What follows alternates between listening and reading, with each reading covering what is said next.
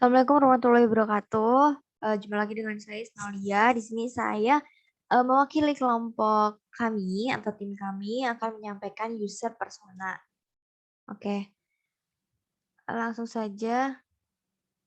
Nah, sebelumnya user persona ini kami kembangkan berdasarkan pengguna akhir, di mana pengguna akhir itu eh, perusahaan pangan dengan kebutuhannya dalam pengadaan bahan baku beras atau padi yang ada di Indonesia. Nah, kami telah melakukan komunikasi dengan salah satu staf perusahaan.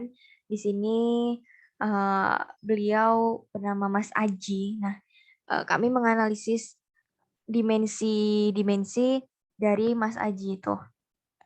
Nah, menurut kami user persona itu bisa menjadi pacuan atau menjadi kayak gimana sih dimensi-dimensi dari user persona target customer kami gitu.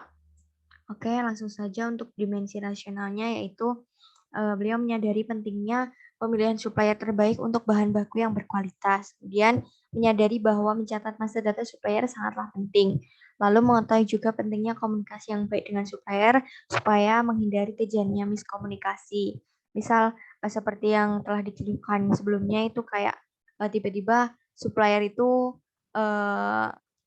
membatalkan janjinya, lalu supplier tuh yang dijanjikan kualitasnya tidak sesuai dengan realitanya. Lalu di sini dimensi rasionalnya itu menyadari pentingnya informasi terupdate terkait pasar beras dan harga pasaran. Oke. Kemudian dimensi sosialnya yaitu beliau menghubungi supplier padi dengan cara manual menggunakan WhatsApp. Jadi beliau ini menghubungi secara personal. Jadi menghubungi supplier satu persatu gitu. Kemudian untuk mencari suppliernya, dia mencari informasi di internet. Lalu dia juga mencari informasi di internet mengenai harga pasaran dan informasi terkait padi dan beras.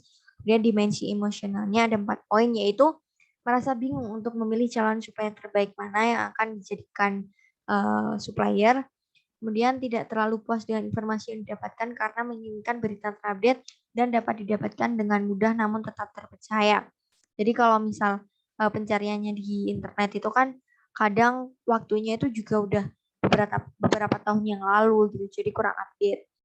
Kemudian keberatan jika harus mencari supplier dengan cara yang manual karena harus mengetahui nomor kontaknya terlebih dahulu, lalu chat satu-satu gitu, jadi lebih tidak efisien gitu.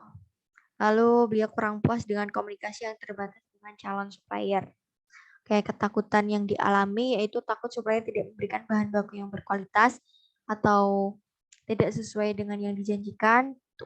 Lalu ada takut untuk membeli supplier terpercaya, kemudian takut jika harga pasaran tidak sesuai dengan yang ditawarkan oleh supplier. Oke, hal yang memotivasi beliau yaitu semoga dapat memaksimalkan pemilihan supplier dengan sistem pendukung keputusan dan komunikasi yang baik kepada supplier untuk memperoleh bahan baku yang berkualitas. Oke, sekian dari saya. Wassalamualaikum warahmatullahi wabarakatuh.